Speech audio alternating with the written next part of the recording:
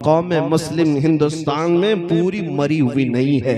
उसकी वजह यह है, जब कभी कोई कुत्ता कहीं से भौंकता है, हर मोहल्ले से आवाज आती है लब्बैक या रसूल अल्लाह। ये तुम्हारा लब्बैक का नारा लगाना इस बात की अलामत है कि ये कौम अभी मुर्दा नहीं है, अभी जिंदा है। मुझे वो बात बार बार कहने पर फख्र होता है। मुंबई की सरजमीन से 2 साल कबल जब एक कुत्ता भौंक रहा था, हमने उससे कहा था हम दिल्ली आते हैं और आकर के तुम्हारे साथ मुकाबला करेंगे। ये हमारे जज्बात थे। लेकिन आपको मैं बताऊं, रमजान का मौसम है, लॉकडाउन चल रहा है और उस वक्त लोग बाहर आना जाना बहुत कम रखते थे। मैं उतर करके अपने ऑफिस से जा रहा हूँ, एक नौजवान मेरे पास आया। हिप्पी कट है, बालों में डिजाइन है, दाढ़ी में भी डिजाइन है, कहीं बालियां पहना, फटी जीन्स है, मुकम्मल एक आवारगी की शक्ल है। करीब आया, हाथ पकड़ लिया, कहा मुफ्ती साहब आपसे थोड़ी सी बात करनी है। मैंने कहा क्या बात है? कहा सुना है अभी अभी आप दिल्ली जाने की बात कर रहे हैं। मैं ऊपर से नीचे देखता रहा, कहा हाँ आपने सुना है तो सही सुना होगा। कहा मैंने सुना है कि कोई हुजूर सल्लल्लाहु अलैहि वसल्लम की शान में गुस्ताखी किया है और उस कुत्ते को जवाब देने के लिए आप दिल्ली जा रहे हैं और आग में कूदने की बात कर रहे हैं। मैंने कहा हाँ तुझे इससे क्या लेना देना है, तू क्यों इस बात को पूछ रहा है? वो नौजवान बज़ाहिर आवारा था, बज़ाहिर बदमाशों की शक्ल अपनाया था, लेकिन उसने मेरा हाथ पकड़ कर कहा आप नहीं जाएंगे जब तक मैं जिंदा हूं, पहले मुझे आग में कूदने दिया जाए। मेरी आंखों से उस वक्त आंसू आए। बारगाहे मुस्तफा में मैंने यही अर्ज किया था, या रसूल अल्लाह आपकी उम्मत गुनहगार तो हो गई लेकिन गद्दार नहीं है। लब्बैक या रसूल, लब्बैक या रसूल,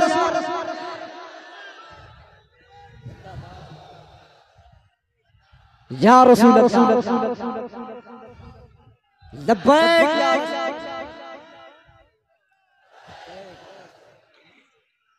जिंदाबाद। मेरे अजीजों, यही जिंदगी जो तुम्हारे दरमियान है, ये जालिमों को खाए जा रही है। इनको हमने पिछले 70 सालों से 80 सालों से लूट लूट करके खत्म किया, लेकिन जिंदगी की रमक अभी भी बाकी है। आज रात के 12 बज चुके हैं या 1 बज चुके। इतनी रात को ये भरा मजमा ऐसी जवानी दिखा रहा है जैसे दिन का शबाब लगता हो। क्यों? ये किसी नेता का जलसा नहीं है, ये 100-200 रुपये के लिए जमा किया हुआ वोटों का मजमा नहीं है। और आपको पता होना चाहिए, सारे नेता मिल करके भी अगर कोई मजमा इकट्ठा करें तो ऐसा जमा कर सकते हैं कि दोपहर में हरा पट्टा, शाम में नीला पट्टा, फिर रात को लाल पट्टा, वो बदल बदल करके पट्टे इस्तेमाल करने वाले मजमा तो जमा कर सकते हैं। लेकिन मैं उन्हें दावत फिक्र देता हूं, आओ नेताजी रात के इस मजमे को एक बार देख लो। ये पैसों से बुलाया हुआ नहीं है, बल्कि यहाँ तो हर आया हुआ ये अज़्म लेकर के आया है। बात बन पड़ी तो मेरे मुस्तफा के कदमों में गर्दन भी निछावर करो। जिंदाबाद। हर बंदा ये अज़्म लेकर के आता है, जब जरूरत आ पड़े मेरे आका की इज्जत पर, मैं अपनी गर्दन लेकर के हाजिर हूँ। इस मजमे में आपके अंदर ये जज्बा है या नहीं? सुन्नी हर एक ये जज्बा रखता है। और यही जिंदगी जो तुम्हारे दरमियान है, ये गैरों को खाए जा रही है। आपने कभी महसूस किया, ये सुप्रीम कोर्ट के रिटायर्ड जजों की सर्वे रिपोर्ट है, Shri Krishna report, Sachar committee report, कई रिपोर्टें हैं जो मुसलमानों के हालात ज़ार पर बनी हुई। हिंदुस्तान में मुसलमानों के हालात क्या है? तवज्जो, रिपोर्टों में ये कहा गया है कि ये कौम इतनी बैकवर्ड हो गई है, दलित समाज से भी नीचे की जिंदगी गुजार रही है। इनके अंदर एजुकेशन 2.5% रह गया है, यानी 100 में से सिर्फ 2.5 लोग पढ़े लिखे हैं। ये सब रिपोर्ट इनकी है, पढ़े लिखे नहीं है, इनके अंदर सियासत का शऊर नहीं है, कहीं पर भी चले जाते हैं। रिपोर्ट में ये भी है गरीबी की सतह से नीचे की जिंदगी गुजार रहे हैं। रिपोर्ट में ये भी है कि सबसे ज्यादा कम जॉब में यही लोग हैं, डिपार्टमेंट में ओहदे में इनका कोई नुमाइंदा ज्यादा नहीं है। इनकी क़यादत भी नहीं है कि किसी एक पर मुत्तफिक होते हैं। सारी रिपोर्टें मौजूद हैं। हमने भी देखा, सर्वे को देखा, ये कौम इतनी कमजोर है, 14% है और टूटी बिखरी हुई है। एजुकेशन की कमी है, सियासत की कमी है, इक्तिदार में नहीं है, ओहदों में नहीं है, क़ियादत मफकूद है। फिर दूसरी बात ये हमें फिक्र में लाती है, जब इतनी टूटी फूटी जमात है तो फिर आज हर इलेक्शन का मुद्दा मुसलमान ही क्यों बनता है और सारे टीवी चैनल हम पर ही भोंकते क्यों? आप कभी इस बात को नहीं सोचते कि कुछ तो ऐसे चैनल हैं उनकी दुकान हमारा नाम लिए बगैर चलती नहीं। हाँ, सुबह से शाम तक कोई भी न्यूज चैनल हो, अजान, दाढ़ी, टोपी, बुर्का, मस्जिद, मीनार, सारा न्यूज इसी में भरा हुआ है। क्यों? अरे हिंदुस्तान में और भी कौमें जीती हैं, यहाँ सिख भी हैं, ईसाई भी हैं, पारसी भी हैं, जैन भी हैं, लेकिन हर शो में हम ही हम हैं। क्यों? कुछ बात तो है कि मिटती नहीं हस्ती हमारी। जिंदाबाद। इकबाल ने कहा है कुछ बात तो है कि मिटती नहीं हस्ती हमारी, सदियों रहा है दुश्मन दौरे ज़मां हमारा, तौहीद की अमानत सीनों में है हमारे, आसान नहीं मिटाना नामो निशा हमारा, यूनानो मिस्र रोमा सब मिट गए जहां से, बाकी मगर है अब तक नामो निशा हमारा। क्यों? किस वजह से हम सारे डिबेट का मुद्दा बनते हैं? सारी जगह पर हॉट टॉपिक कौन है? अरे जिनके पास पूरी मेजॉरिटी है उनको भी जीतने के लिए हमारा नाम लेना पड़ता है। हमारा नाम कौम में अगर लोगों के अंदर जज्बात भड़काना है तो यहाँ पर लड़ाने के लिए भी हमारा ही नाम लिया जाता है। मेरे अजीजों, मैं ये सियासी बातें नहीं कर रहा हूँ, ये मैं तुम्हें एहसास दिला रहा हूँ। कभी कभार कुत्ते भौंक भौंक करके तुम्हें बताते हैं कि तुम गीदड़ नहीं, तुम शेर हो, रसूलुल्लाह के शेर हो। तुमने अपनी हैसियतें भुला दी, तुमने अपने अक़दार को महसूस नहीं किया। तुम्हारी जिंदगी से आज भी दुनिया परेशान है, घबरा गई है गर्दिशे दौरां कभी कभी, दीवान गाने इश्क़े मोहम्मद को देखकर घबरा गई है गर्दिशे दौरां कभी कभी। अज़ीज़ान गिरामे वक़ार, ये तुम्हारी जिंदगी की रमक दमक जो आज भी बाकी है, मैं महसूस करता हूँ सब कुछ लुट गया होगा, लेकिन सबसे बड़ी दौलत जो इश्क़े मुस्तफ़ा है वो आज भी तुम्हारे सीनों में मौजूद है। ये अगर है तुम्हारे पास तो दोबारा उठ खड़े होने में कोई दिक्कत नहीं है, हमारे जमा होने में कोई दिक्कत नहीं है। फिर से ये कौम जिंदा होगी, ताबिंदा होगी और हर जगह फिर परचम इस्लाम लहराएगी। हाँ, अगर दिल से मेरे मुस्तफा का नाम निकल गया तो फिर चलती फिरती लाशें हैं, इनसे कुछ होना नहीं है।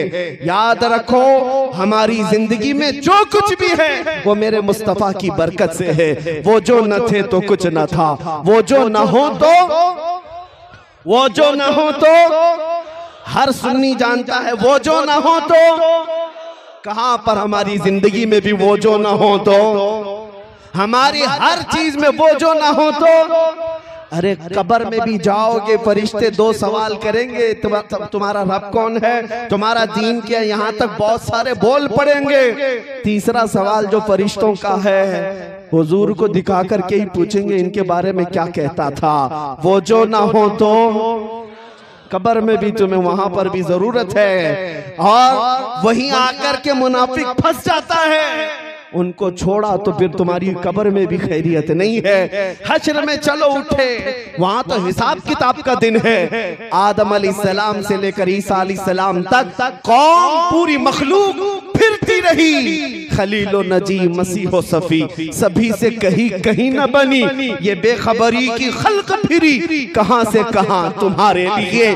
फिर मखलूक कहां आई, मेरे मुस्तफा के पास आई। अब फिर मैं पूछता हूं, ऐ सुन्नियों, मैदान महशर में भी वो जो ना हो तो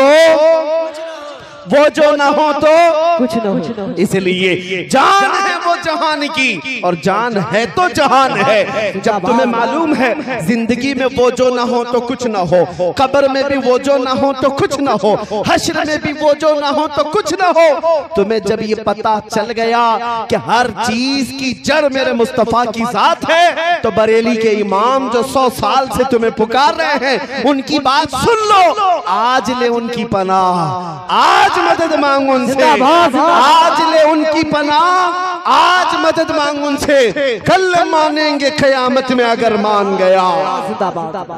याद रखो मेरे अजीजों, हुजूर पाक सल्लल्लाहु तआला अलैहि वसल्लम को छोड़कर जिंदगी में कुछ नहीं है। सहाबा ताबईन रिज़वानुल्लाहि अलैहिम अजमईन इस अज़मत के पहलू को समझ चुके थे, इसलिए उन्होंने दुनिया को ठोकर मार दी थी। जानते हैं उनके नजदीक किसी भी चीज की अहमियत नहीं थी। आज ये बातें मैं आपको एहसास दिला रहा हूं। जब कभी जरूरत तुम्हारी जिंदगी में आए, मैं हर नौजवान को बेदार करना चाहूंगा इस बात को लेकर, सारे मसले सारे मुद्दे एक जगह रख देना। मेरे मुस्तफा के नाम की इज्जत अलग है, ये मकाम ही अलग है, और अगर तुमने फिक्र किया तो अल्लाह ताला तुम्हारे सारे मसाइल को यूं ही हल फरमाए। बेशक सारे मसाइल यूं ही हल हो जाएं। आज लोग बैठक करते हैं, मीटिंगें करते हैं, कॉन्फ्रेंसें हैं, सेमिनार हैं, यानी मुस्लिम मसाइल के हल के लिए, कितने मसाइल के हल के लिए हम सर जोड़ कर बैठते हैं।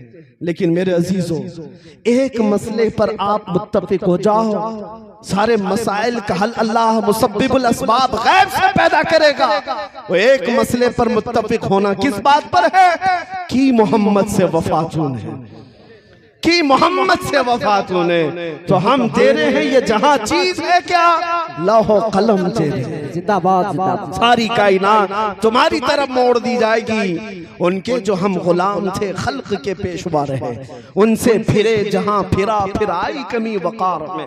सहाबा की बात मैं बताऊं, एक सहाबिया मैं जंग के मैदान में जाने से पहले अपने 1.5 साला बच्चे को लेकर आती है, हुजूर की बारगाह में अर्ज करती है, सारे मुजाहिदीन आपके साथ जा रहे हैं, मेरा ये बच्चा भी आप कबूल फरमा लें। 1.5 साल का बच्चा जंग में क्या करेगा। उस खातून के जज्बात को कदर से देखो, हजारों सलाम उनकी इज्जत पर। वो खातून कहती है, या रसूल अल्लाह, इस बच्चे के अलावा मेरे घर में कोई नहीं, मेरा शौहर शहीद हो चुका, मेरे घर में और कोई नहीं। जब हर माँ अपने जवान को आपके साथ भेज रही है, मैं अपने बच्चे को घर में रखकर क्या करूंगा। 1.5 साल का बच्चा लाई, लेकिन क्या करना, क्या ये जंग करेगा।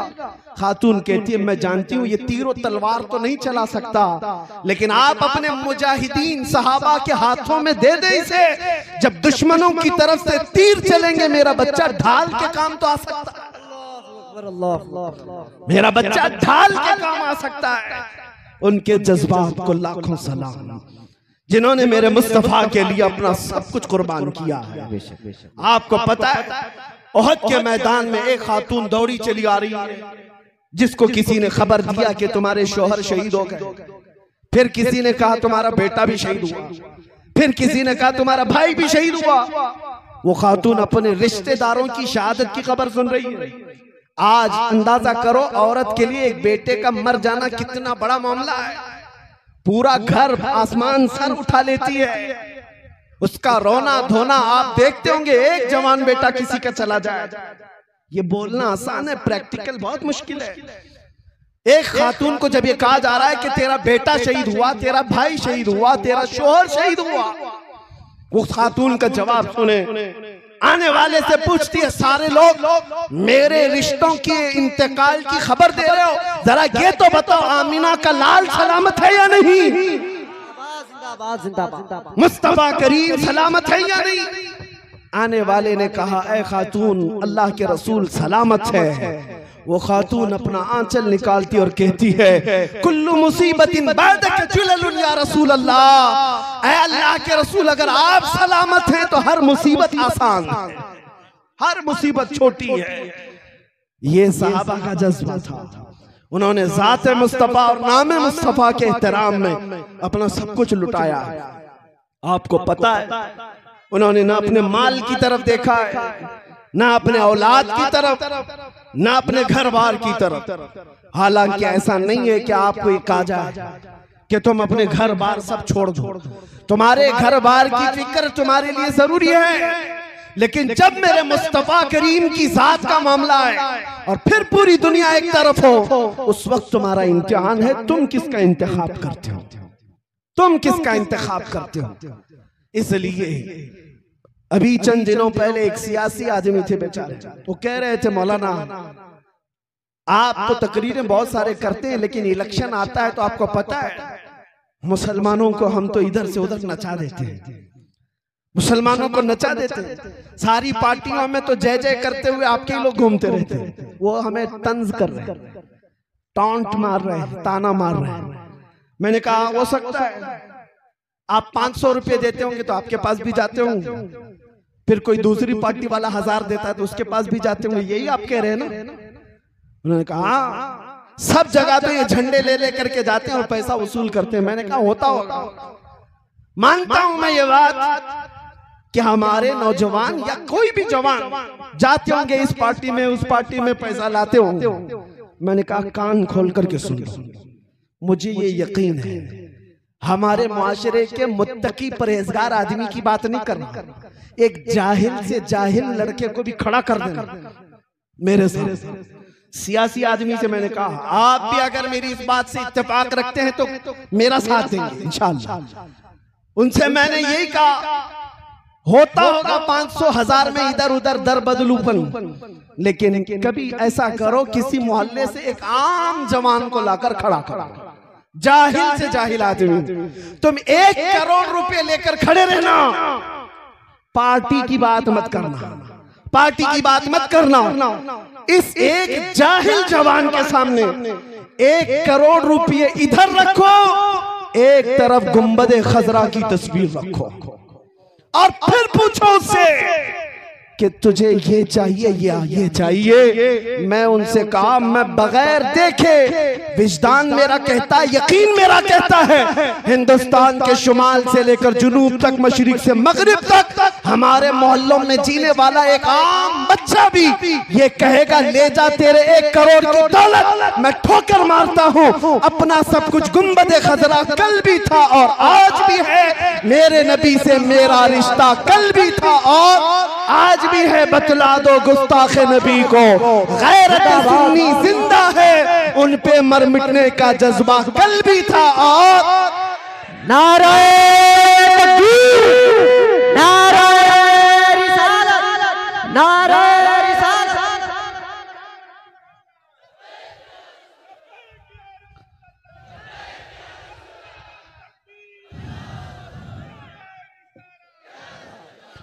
बस मेरे अजीजों ये जज्बा जिंदा रखो। हालात बिगड़े जा रहे हैं, हमें पता है, हमें पता है। बहुत सारे लोगों ने ये महसूस किया है, हालात बहुत तेजी से बदलते जा रहे हैं, जहर फैलता जा रहा है। ऐसे हालात में इतना सख्त नहीं बोलना चाहिए। बहुत सारे लोग मुझसे कहते हैं, मैं उनसे अर्ज करता हूँ बड़े अदब के साथ, आपके मशवरे सर आंखों पर, लेकिन अब भी ना बोले तो फिर कब बोलेंगे? अब भी ना बोले तो कब बोले? जब उम्मत मुस्तफा पर हालात ऐसे आ गए हो कि बोलना भी आज मौत की सजा के जुर्म के बराबर है। आज के हालात में मेरे अजीजों अफजल जिहाद है। इन अफजल जिहादी कलिमत हक़्क़िन इंद सुल्तानिल जाइर, जालिम बादशाह की मौजूदगी में हक बात का ऐलान करना सबसे अफजल जिहाद।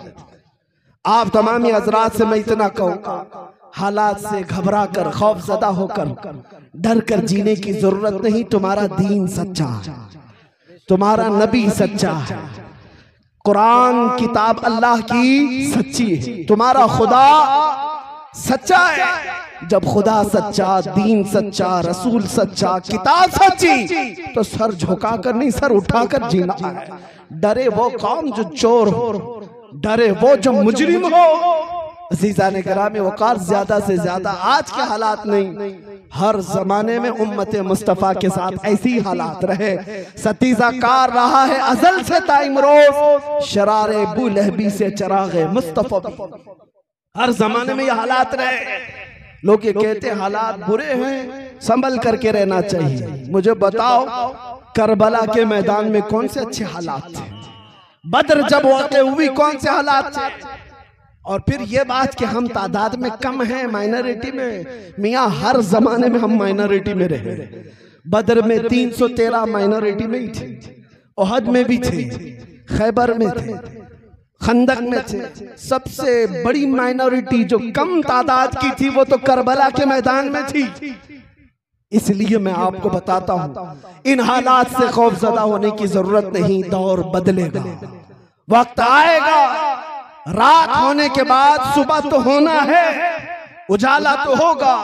कुरान में मेरा मौला फरमाता है, ये कुफ्फार और मुशरिकीन अपने मुंह के फूंकों से अल्लाह के चिराग को बुझाना चाहते हैं और अल्लाह अपने चिराग को मुकम्मल करके रहेगा। ये नूर इस्लाम कायम रहेगा, किसी के बुझाने से नहीं बुझेगा। आप इस बात से खौफजदा ना हो। कोई लोमड़ी का बच्चा अगर गुफे में बैठकर ये कहता है इस्लाम का विनाश करना है, खत्म करना है, उससे तो हम मजाक में ये कहते हैं तू पहले अपने जिस्म की खुजली मिटा करके दिखा। इस्लाम बहुत बड़ी चीज है, अपने जिस्म की खुजली नहीं मिटाई जाती, इस्लाम को मिटाने की बात है। ये बातें आपके सामने इसलिए अर्ज कर रहा हूं, खौफजदा होने की जरूरत नहीं। जब ऐसे बातें लगे आला हजरत को पढ़ लो। इमाम अहले सुन्नत फाजिल बरेलवी फरमाते हैं, खौफ ना रख रजा जरा, तू तो है अब्दे मुस्तफा, तेरे लिए अमान है, तेरे लिए अमान है। हुजूर ताजुश शरिया बदरुत तरीका फरमाते हैं, मुझे क्या फिक्र हो अख्तर, मेरे यावर है वो यावर, बलाओं को जो मेरी खुद गिरफ्तार बला कर। इसलिए आज के हालात के मुताबिक सिर्फ इतना ही कहूंगा, कुछ देर की खामोशी है फिर शोर आएगा। कुछ देर की खामोशी है। इमाम मेहदी को आना है या नहीं है? इस्लाम के इस आगोश में पलने वाला हर बच्चा जानता है, मेरे आका का फरमान है, एक जमाना आएगा जब इमाम मेहदी का ज़हूर होगा और हर घर से फिर परचम इस्लाम लहराएगा। ईसा अलैहिस्सलाम को आना है या नहीं? या सबका अकीदा है मेरे अजीज, आना है, अभी वो दिन आने हैं। इसीलिए मैं कहता हूं, कुछ देर की खामोशी है फिर शोर आएगा। आज कुत्तों का वक्त है, कल हमारा दौर आएगा इंशाअल्लाह अज़ीज़। इंशाअल्लाह हम आजमाइश के दौर में चल रहे हैं। आज सिर्फ तुम्हारी जिम्मेदारी इतनी है, इतनी जिम्मेदारी है कि इस बात पर जमे रहो, जो जान मांगे तो जान दे दे, जो माल मांगो तो माल दे दे, मगर ये हमसे कभी ना होगा नबी का जाहो जलाल देते। हर जवान को ये चाहिए मेरे मुस्तफा के नाम की असमत के लिए वो मर मिटने को तैयार रहे। एक सवाल मैं करता हूं, ए जवानों, ए घोसी के गयूर जवानों, आप बताओ, जब नबी पाक की इज्जत की बात आए, पूरे जात की नहीं, उनके कदम पाक की भी बात आए, क्या आप अपनी गर्दनें लेकर हाजिर हो सकते हैं? इंशाअल्लाह। अब सुनो, अब सुनो, तुम्हारे अंदर ये जज्बा है, जान देने का जज्बा है। मैं अब आपसे ये सवाल करता हूँ, जान जब दे सकते हो मेरे नबी के लिए, तो कुछ गुनाह क्यों नहीं छोड़ सकते अपने आका के? कुछ गुनाह क्यों नहीं छोड़ सकते? गाने बाजे छोड़ देंगे अपने नबी के लिए, बेहयाई छोड़ देंगे अपने मुस्तफा के लिए, बदतमीजियां, बदकारियां, अय्याशियां छोड़ देंगे अपने नबी के लिए। ये अहद करके उठो आज के इस जलसे के बाद, अब जिएंगे तो मेरे मुस्तफा के तरीके पर जिएंगे। जिंदगी ये नहीं किसी की किसी के लिए, जिंदगी है नबी की नबी के लिए। ना समझ मरते हैं जिंदगी के लिए, अरे जीना मरना है सब कुछ नबी। किसके लिए? जीना मरना है सब कुछ नबी के। आला हजरत ने भी हमें ये दर्स दिया है, दहन में जुबान तुम्हारे लिए, बदन में है जान तुम्हारे लिए। या रसूल अल्लाह, हम आए यहाँ और उठे भी वहां तुम्हारे लिए। किसके लिए? मेरे मुस्तफा के लिए। इसलिए जो आज टिकटॉक पर नाच रहे हैं उनसे भी मैं कहता हूं किसके लिए जी रहे हो? मुजरे कर रहे हैं उनसे कहता हूं किसके लिए जी रहे हो? फिल्मी एक्टरों को अपना आइडियल बना करके जहन्नम के रास्ते सुधार रहे हो, किसके लिए? तुम 4 लोगों को खुश करने के लिए अपने चेहरे बदल रहे हो, 4 लोगों को राजी करने के लिए अपने कपड़े बदल रहे हो। याद रखो, तुम नंगे भी हो जाओगे तब भी दुनिया को सेटिस्फाइड नहीं कर सकते। तुम चाहे बदल बदल करके जानवर बन जाओ, दुनिया तुमसे राजी नहीं होगी। फिर भी ये तुम में से तुमको कोई ना कोई ताना जरूर मारेगा, और जिसके लिए तुम बदलते रहे वो तो तुम्हारी कब्र तक भी आने को तैयार नहीं। मर जाने के बाद अजीज से अजीज दोस्त भी 3 बार मट्टी डाल करके चला जाता है, थोड़ी देर के लिए तुम्हारे करीब बैठने को भी तैयार है, लेकिन कुर्बान जाओ, हमारे कब्र की तख्तियां बंद होने के बाद उस अंधेरी कब्र में रोशनी लेकर कोई आता है तो आमिना का लाल है, ताजदार मदीना की जात है। तो फिर इसीलिए आला हजरत ने फरमाया आज ले उनकी पनाह, आज मदद मांग उनसे, कल न मानेंगे कयामत में, अगर मान गया जीने का सलीका बदल डालो, उसलूब बदल डालो, उठो वगरना हश्र ना होगा फिर कभी, दौड़ो के जमाना चाल अपनी चल गया, कुव्वते इश्क से हर पस्त को बाला कर दो, दहर में नामे मोहम्मद से उजाला कर दो। बस मेरी तकरीर का खुलासा, मेरी गुफ्तगू का हासिल कलाम और लुब्बे लुबाब यही है अजीज़ान गिरामी वक़ार के उलमा से करीब, अहले सुन्नत जमात से करीब और इश्क़े रसूल की बुनियादों पर जीना सीख जाओ। हर बच्चा ये अज़्म करके उठेगा मैं सो जाऊं या मुस्तफ़ा कहते कहते, खुले आंख सल्ले अला कहते कहते, जिस दिन तुम्हारी सुबह व शाम इश्क़े मुस्तफ़ा में डूब करके होने लग जाएं, फिर एक इनकलाब आएगा, इनकलाब आएगा, हर घर से फिर सदा आएगी लब्बैक या रसूल अल्लाह, लब्बैक या रसूल अल्लाह, लब्बैक या रसूल अल्लाह। आप ये मत समझना कि सिर्फ एक जुबानी नारा है, बल्कि ये सिर्फ नारा नहीं है, अच्छे अच्छे खीमों के चूल्हे हिला देने वाले अल्फाज हैं, बड़ी बड़ी ताकतों को ज़ेरो ज़बर करने वाली ये नारों की गूंज है, तुम्हें अंदाजा भी नहीं। एक मौलाना साहब हमारे पास आए, यूपी के ही थे, यूपी के मुतालिक हमें बार बार डराया जाता है, जब भी मैं मुंबई से यूपी के किसी जलसे में आता हूँ सब हमसे कहते हैं यूपी जा रहे हैं, यूपी में बड़े हालात खराब हैं, यहाँ तो बिल्डोजर चलता है, यहाँ बड़े हालात खराब हैं। हम उनसे एक ही बात कहते हैं, सबसे ज्यादा क्या होगा, बिल्डोजर ही चलाएंगे, इससे ज्यादा क्या है, इससे ज्यादा कुछ नहीं। उन्हें अभी पता नहीं हम बिलाल हबशी के वारिसीन हैं, जिंदाबाद। उन्हें अभी पता नहीं खुबैब इब्न अदी हमारे अकाबिर में से हैं, और उन्हें ये पता नहीं अंग्रेज इससे भी बड़े काम कर चुके। किफायत अली काफी रहमतुल्लाह ताला अलैह को गिरफ्तार करके उनके जिस्म पर स्त्री फेरा था, 7 दिन तक गरम स्त्री फेरते थे, और फिर जब चमड़ी जल जाती थी तो नमक छिड़कते थे। लेकिन उस आलिम रब्बानी ने हर तकलीफ गवारा कर ली, अंग्रेजों की बैत कबूल नहीं की, अंग्रेजों की हुकूमत की हिमायत नहीं की, यहाँ तक के फांसी के फंदे पर चढ़ाया गया किफायत अली काफी को। बिल्डोजर वाले सुनो, अभी भी उलमा हक मौजूद हैं, किफायत अली काफी के वारिसीन हैं। जिस दिन किफायत अली काफी को सूली पर चढ़ाया जा रहा था, उनसे पूछा जा रहा था आखिरी कोई ख्वाहिश है, तो किफायत अली काफी ने कहा आखिरी ख्वाहिश सिर्फ इतनी है, एक बार मेरे मुस्तफा की नात पढ़ लूं, और फिर गुनगुनाना शुरू किया, कोई गुल बाकी रहेगा न चमन रह जाएगा, पर रसूलुल्लाह का दीने हसन रह जाएगा, सब फना हो जाएंगे काफी वो, लेकिन हश्र तक नाम हजरत का जुबानों पर चलन रह जाएगा। आपको पता है 3,000 अंग्रेजों ने मिलकर के किफायत अली काफी को मुरादाबाद में फांसी पर चढ़ा दिया था। 1857 गदर का मामला है, और अंग्रेज 8 दिन तक जश्न मनाते रहे कि हम एक आशिक रसूल को खत्म कर दें। ये किफायत अली काफी बड़े आशिक रसूल उनकी